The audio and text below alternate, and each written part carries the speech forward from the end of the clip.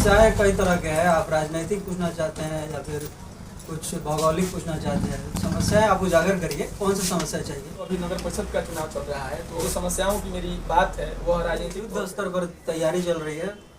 इस बीच में हम देख रहे हैं कि दो तीन जो प्रत्याशी है वो बड़े एग्रेसिवली काम कर रहे हैं और जनता के बीच में उनका पकड़ भी। प्रायः सारे उम्मीदवार घर के हैं, सारे उम्मीदवार भाई हैं, तो किसी एक का पक्ष लेना तो नैतिक रूप से तमाम युवाओं में से अगर किसी एक सक्रिय नेता का नाम कहा जाए तो राहुल गांधी से लगता है। मतलब यहाँ बरौली में जी नेता, बरौली में जी एक मुन्ना नेता तो है, उसमें नो डाउट। वो नेवरी का पंचायत दुर्भाग्य है कि वो हमारे नगर परिषद में नहीं है। वो मुन्ना जी है भाई, उसमें है, वो पार्क दिखता है। नमस्कार, प्रणाम। मैं मनमीत हूँ और आप देख रहे हैं जनता न्यूज नेटवर्क। आज हम पहुंचे हैं बरौली। जैसा कि आप हमारे साथ देख सकते हैं कि युवा बैठे हैं, नाम है राहुल मंगल दुबे। बरौली के निवासी होने के लिहाज से राहुल दुबे बरौली के राजनीति में या फिर बरौली के बारे में अच्छा कुछ जानकारी रखते हैं। आइए हम इनसे बरौली नगर परिषद चुनाव पर या फिर बरौली निर्माण में उन सभी सहयोगियों के बारे में बातचीत करेंगे। तो सबसे पहले मैं मनमीत राहुल मंगल दुबे का जनता न्यूज नेटवर्क में हार्दिक स्वागत और अभिनंदन करता हूं। धन्यवाद मनमीत। अगर मैं राहुल दुबे से यह बात पूछूं बरौली को या फिर बरौली में तमाम समस्याओं को किस रूप में देखते हैं? समस्याएं कई तरह के हैं। आप राजनीतिक पूछना चाहते हैं या फिर कुछ भौगोलिक पूछना चाहते हैं। समस्याएं आप उजागर करिए, कौन सी समस्या चाहिए। अगर पार्टिकुलर तौर पे मैं बात करूं तो अभी नगर परिषद का चुनाव चल रहा है, तो जो समस्याओं की मेरी बात है वह राजनीतिक तौर पर ही है। जी जी, तो आपके सामने ही नगर पंचायत चुनाव चल रहा है और लगातार दूसरी बार जब ये टर्म पोस्टपोन्ड हुआ तो अभी बड़ी युद्ध स्तर पर तैयारी चल रही है। इस बीच में हम देख रहे हैं कि दो तीन जो प्रत्याशी है वो बड़े एग्रेसिवली काम कर रहे हैं और जनता के बीच में उनका पकड़ भी है। क्योंकि ये इकाई चुनाव है, नगर परिषद चुनाव एक इकाई चुनाव होती है और लोकल स्तर की चुनाव होती है। तो यहाँ पर प्रायः सारे उम्मीदवार घर के हैं, सारे उम्मीदवार भाई हैं, तो किसी एक का पक्ष लेना तो नैतिक रूप से सही नहीं है। इसलिए आपने देखा होगा कि आप इससे पहले भी वीडियो बना रहे होंगे तो कोई खुलकर मुखर नहीं हो पाता है अपने कैंडिडेट को लेकर के। तो यही एकमात्र कारण है, एक मुख्य कारण है कि हम भी नाम उजागर नहीं करना चाहते हैं कि कौन जीतेगा, आत्मा में किसका वास है। लेकिन एक चीज़ हम जरूर आप लोगों को एक इशारा देंगे, एक उसकी खुशबू और उसकी झलक दिखा देंगे कि नेता वही होता है जो बीच में बैठता है, नेता वही होता है जो आपके काम आता है, आपके व्यक्तिगत काम आता है। हम एक नागरिक होने के नाते हम किस नेता, किस बड़े भाई को अपना आदर्श मानेंगे, अपना अभिभावक मानेंगे, जो 12 बजे रात को हमारे घर सीरियस हो और वो आ जाए, जो हमारे सुख दुख में हमारा पूछताछ रखता हो, अपना अहंकार हमारे सामने वो कम रखता हो। ये सबसे एक बात, क्योंकि अगर आप स्वाभिमानी हैं तो आपको इज्जत प्रिय होगा, तो अगर आपका रिस्पेक्ट करता हो तो ऐसे ही नेता को हम भी समर्थन देंगे, स्वाभाविक है। जिस तरह से आपने नेता का परिभाषा बताया है, अगर 12 प्रत्याशियों की मैं बात करूं तो इस परिभाषा पे आपके हिसाब से कोई नेता ठीक बैठता है? देखिए, सारे लोग घर के हैं। सही बात तो यही है कि घर में अगर दो भाई लड़ जाए तो घर का जो तीसरा सदस्य है अगर वो सूझबूझ और समझदारी रखता है तो किसी का पक्ष नहीं लेगा। इस मामले में आप अगर कोई धृतराष्ट्र कह दें या फिर एक उदासीन नागरिक कह दें, लेकिन जब घर के लड़के लड़ते हैं तो उसमें पक्ष नहीं लिया जाता है। सारे लोग घर के हैं, कोई हुआ का लड़का है तो कोई भाई से भी बढ़ के है तो कोई चाचा समान है, तो इसमें किसको आप कहिएगा। लेकिन आत्मा का आवाज़ वही है, बटन जहाँ दबता है वही आत्मा होता है, तो उसी समय पता चलती है। राहुल दुबे के हिसाब से अगर कहा जाए तो अर्जुन, कृष्ण, कर्ण सब इसी चुनाव में है। हाँ, कह सकते हैं। वो तो प्रायः हर युद्ध का एक अपना उदाहरण होता है। हर युद्ध में शकुनी, हर युद्ध में कृष्ण, हर युद्ध में अर्जुन, जन्म लेना स्वभाव है, तो वो तो एक ही हुआ।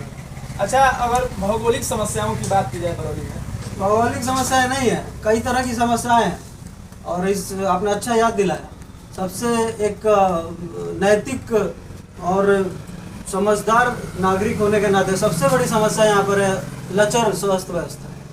हॉस्पिटल में चूँकि 2-3 साल पिछले साल हम लोग स्वास्थ्य कार्ड बना रहे थे, तो हमने ये पाया कि राशन कार्ड जिनके पास है उनके पास स्वास्थ्य कार्ड नहीं है, हेल्थ कार्ड नहीं है। अभी तक लोग हमको फॉलोअप करते हैं कि का बोलो कटवा बनी कि ना बनी, का बोला। तो ये सबसे बड़ा फेलियर है गवर्नमेंट का, स्वास्थ्य का। आप यहाँ पर नगर परिषद घोषित हो चुका है और 12 बजे रात को अगर कोई जच्चा बच्चा को पानी नहीं मिल रहा है, कोई गर्भवती स्त्री को पानी नहीं मिल रहा है, गर्म पानी नहीं मिल रहा है, दूध नहीं मिल रहा है, तो अपने आप में एक थपेड़ा है सिस्टम को। ये पहला है। इसके अलावा भी हॉस्पिटल में कई तरह के हैं। दूसरा, यहाँ पर लॉ एंड ऑर्डर जो बड़े गंभीर शब्द है, अनुशासन नहीं है यहाँ। अनुशासन इसलिए नहीं है कि कोई अभिभावक नहीं है समाज का, कोई जो सज्जन हो, अग्रणी हो, वो समाज में आए। और जो अब जो नेता चुनाव लड़ रहे हैं उनसे बड़े विनम्र प्रार्थना है कि आप हर तरह से नेता बने। नेता का मतलब होता है कि आप समाज में उतर चुके हैं, अभिभावक हैं आप, तो हर तरह से ध्यान रखिए। केवल आप अपनी पब्लिसिटी प्रचार पर मत रहिए, हर तरह से ध्यान रखिए। आपसे तो यही उम्मीद है कि आप बड़े भाई हैं, आप समझ भी पा रहे हैं हमको, तो आप लोग हर तरह से देखिए कि कहाँ अनुशासन की जरूरत है, कहाँ शिक्षा टूट रही है। एक बात बताइए, केवल प्रोग्राम हम करेंगे यहाँ पर, ये पश्चिम की सभ्यता नहीं है, ये यहाँ मार काट दंगा फसाद नहीं चलता है, ये कुचाय कोट नहीं है। ये धरती कभी किसी को टैक्स नहीं दी है, आपको पता होगा। ये वृत्त था जो ये ना किसी राजा को टैक्स दिया है, ना किसी रंगदार को टैक्स दिया है। स्पिरिचुअलिटी अगर बोले तो यहाँ के 3 ही रंगदार है, वो गूंगा बाबा है, वो मनसा बाबा है, वो टूकर बाबा। 3 से 14 रंगदार यहाँ पर कोई पैदा नहीं हुआ है। जैसे राहुल दुबे ने एक नेता का बहुत ही बेहतर परिभाषा बताया। अगर आपके हिसाब से बरौली में कोई अभिभावक हो सकता है या कोई इतिहास में रहा हो कि जो मतलब बरौली को अभिभावक के तौर पे सींच करके आगे बढ़ाए हो, तो वो काफ़ी बहुतेरे उदाहरण है हमारे पास। जैसे कुछ लोग जीवित हैं, कुछ लोग स्वर्गवासी हैं। सबसे पहला नाम अगर हम लें तो आदरणीय पंडित श्री बद्रीनाथ दुबे का है, जो इस पर बगिया को सींचा है भाई। वो डोनर है, वो दान किए हैं, उन्हीं के बदौलत सारे हॉस्पिटल, कॉलेज और कई बुनियादी सुविधाएं उन्हीं के प्रयास से, चाहे वो हॉस्पिटल हो, चाहे वो थाना हो, चाहे कॉलेज स्कूल हो, उन्हीं के प्रयास से थे। वो शिक्षा प्रेमी थे उस समय, तब जाकर के बरौली का एक मैप। आप अगर एक बात बताइए, किसी के पास पावर आ लेकिन सूझबूझ ना हो, समझदारी ना हो, तो उस पावर का मिसयूज हो जाएगा। उनके पास पावर भी था, प्रतिभा भी था, पैसा भी था और संकल्प भी था, जिसका रिजल्ट है कि हम लोग अभी ऐंठ रहे हैं कि हमारे पास स्कूल है, हम वही स्कूल के हैं, हम वही कॉलेज के हैं, हमारा अलग थाना बा, सब तो उन्हीं का है। तो प्रथम तो प्रणाम उन्हीं को है। दूसरे कई तरह के हैं। उस समय जो अग्रणी थे समाज में, तो वो लोग घर में सोए नहीं थे, वो समाज में आए थे, समाज में आकर कुछ दिए हैं, क्योंकि उनके पास प्रभु ने भी उनको पैसा, संपत्ति, ज़मीन दिया था, तो वो समाज को उतना लौटा के गए। इसमें आदरणीय रामदेनी राय बाबा हैं, कुंदे बाबा हैं, उनके परिवार के लोग हैं, और विधायक जी हैं दुर्गनाथ चौधरी जी हैं, उनको वो अभी भी हैं हमारे बीच में। और हमारा सौभाग्य है कि हम उन लोगों के बीच के हैं। कभी अगर फुर्सत हो आप लोगों से तो उनका सानिध्य पाइएगा। ये वैसे बट वृक्ष हैं कि आपको फल तो नहीं देंगे लेकिन छाया जरूर देंगे, अभी भी। तो इनसे प्रेरणा लेनी चाहिए, क्योंकि ये शिक्षा प्रेमी थे। देखिए हमारे इस बरौली में एक पुस्तकालय है जो अपनी आखिरी सांसें गिन रहा है, जीर्ण शीर्ण अवस्था में। हम लाखों लाख रुपया खेल में खर्चा करते हैं, यज्ञ में खर्चा करते हैं। कटाक्ष नहीं है, किसी को कटाक्ष नहीं करते, प्रोग्राम में करते हैं, लेकिन कभी हमने कोई कंस्ट्रक्टिव काम में नहीं किया। वो लाइब्रेरी अपनी अंतिम सांसें क्यों गिन रहा है? वहाँ पर तो लाइब्रेरी होना चाहिए। कुछ लड़के जो चाहते हैं शाम को बैठे और किताबें पढ़ें, जो किताबों का संकलन रखना चाहते हैं, कुछ पढ़ाई करना चाहते हैं। विद्यार्थियों का एक और गुण होता है गृह त्याग। तो गृह त्याग करके लोग घर में नहीं पढ़ पाते, हम तो लाइब्रेरी में आके पढ़े। सबसे बड़ी सेवा है। अगर कोई लाइब्रेरी को लेकर इनिशिएटिव करता है तो मानव सेवा है इस बरौली के लिए। आप लोग सबसे पहले इस ध्यान रखिएगा, कला, संस्कृति और शिक्षा का ही धरती है, और इस धरती पर आप लोग के सर पे मोर चढ़ेगा। तो आप लोग केवल दूसरे पहलू से ना सोचिए कि हम अच्छा प्रॉफिट कमाएंगे या फिर ऐसा नहीं। आप इस धरती को सेवा करके जाइए। बताइए, ये रोड है वार्ड नंबर 8 का, इस रोड का स्थिति किससे छुपा नहीं है? क्या ऐसा ही होना चाहिए?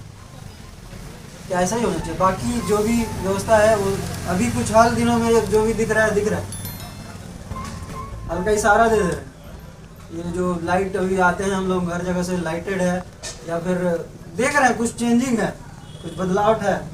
तो कर्मठ आदमी अगर रहेगा ना ईमानदार, तो हर जगह सही माहौल बना के रखेगा। बरौली की जितनी समस्याएं आपसे हम लोगों ने जाना है या आप देख और सुन पा रहे हैं, इन सारे समस्याओं को निदान के लिए राहुल दुबे चुनाव में क्यों नहीं आता है? अरे हम कैसे चुनाव में आ जाए भाई? यह सवाल हम इसलिए कर रहे हैं, बताते हैं, सुन एक मिनट, चूंकि बाढ़ में भी आपको सक्रिय रूप से देखा गया था उन सभी जरूरतमंदों के पास खाना पहुंचाते हुए, पानी पहुंचाते हुए। जी। तो अगर आप समाज में अपना समय दे रहे हैं, ये सारी समस्याएं, इन सारी समस्याओं पे अपनी पकड़ रखते हैं या फिर जानकारी रखते जी। हैं और बरौली के निवासी जी। हैं, तो राहुल दुबे फिर चुनाव में क्यों नहीं आते हैं? इसके कई कारण हैं। जैसे सबसे बड़ी कारण है हमारा पेशा नहीं है वो। हमारा पेशा हमारा नौकरी है। हम जो सर्वाइवल है, जहाँ से हम अपने परिवार को पालना होता है, सपोर्ट करना होता है, वो हमारा नौकरी है। तो उसको छोड़कर हम इतने बड़े आत्मविश्वासी नहीं हैं कि अपनी नौकरी छोड़ करके हम राजनीति में कूद जाएं और अपना भविष्य दांव पर लगा दें। अगर फेलियर हो जाएंगे तो परिवार हमको ताना देगा। तो समझदार आदमी होने के नाते, हाँ, अगर नियति ने चाहा तो कोई ऐसा मार्ग बनेगा, क्योंकि हम देखे हैं अगर नियति प्रबल होती है तो उसका रास्ता बन ही जाता है। तो चाहा तो होगा, नहीं होगा। लेकिन हाँ, जागरूक तो रहेंगे इस विषय पर, तो बोलेंगे तो जरूर। चुनाव आया है तो हम तो बोलेंगे, तो इसलिए। और रही बात वो सेवा वगैरह की, तो वो तो अपना स्वभाव है, वो तो जहाँ भी रहेंगे वो सेवा व धर्म रहेगा। ये राजनीति तो है नहीं। अच्छा, अगर राजनीति में युवाओं की भागीदारी पर राहुल दुबे को कुछ कहना हो तो क्या कहेंगे? बिल्कुल। युवा कौन होता है? सबसे बड़ा जानने का तो ये है, युवा 85 साल का वो वृद्ध भी होता है जिसके अंदर जोश खरोश है, जो उठता है तो लगता है कि युवा है। और युवा बुजुर्ग वो है जो 25 साल का लड़का भी हो और उसमें कोई स्पार्क ना हो, तो वो बुजुर्ग है। युवा तो, और युवा राजनीति में, यहाँ के बिहार की राजनीति में सारे युवा ही हैं, तो उसके लिए आप बिल्कुल करिए। मेरा मतलब है, होना चाहिए कि नहीं होना चाहिए? होना ही चाहिए। युवाओं को तो आगे होना चाहिए, हर जगह में, राजनीति में भी होनी चाहिए। अच्छा, चूंकि आप युवा हैं, आप जागरूक भी हैं और नौकरी पेशा में भी हैं, अगर तमाम युवाओं में से अगर किसी एक सक्रिय नेता का नाम कहा जाए तो राहुल दुबे किसे देते हैं? मतलब यहाँ बरौली में जी नेता, बरौली में जी एक मुन्ना नेता तो है, उसमें नो डाउट। वो नेवरी का पंचायत, दुर्भाग्य है कि वो हमारे नगर परिषद में नहीं है। वो मुन्ना जी है भाई, उसमें है, बस पार्क दिखता है। अच्छा, आपके हिसाब से मुन्ना यादव को फिर मतलब कहाँ होना चाहिए अभी? एकदम सटीक जगह पर। मतलब मुखिया से अगर आगे कहीं होना हो तो? अब तो ये हम भविष्य नहीं व्यक्त करेंगे। आदमी का स्वभाव और जो गुण है, अगर कंसिस्टेंट रहता है, इसके ठहराव रहता है, तो आगे बढ़ते जाता है। अगर उसका बुद्धि बर्बाद हो गया तो फिर क्या, खेल खत्म। जैसा कि आप इस वीडियो में देख रहे थे, हमारे साथ जुड़े थे बरौली के एक बहुत ही जागरूक और क्रांतिकारी युवा कह सकते हैं, नाम था राहुल मंगल दुबे, और तमाम बातों पे हमारी यह चर्चा हुई है। मुझे उम्मीद है कि यह वीडियो आपको पसंद आया होगा, और अगर आपको भी बरौली को लेकर के, अगर आप भी सिंसियर हैं या फिर जागरूक हैं, तो बरौली की और क्या समस्या हो सकती है और उसके निदान के लिए कौन नेता हो सकता है, आप हमें कमेंट में जरूर बताइएगा। आप देख रहे थे कैमरामैन रितेश के साथ मैं मनमीत, जनता न्यूज़ नेटवर्क, न्यूज़ पल पल, खबर हर पल।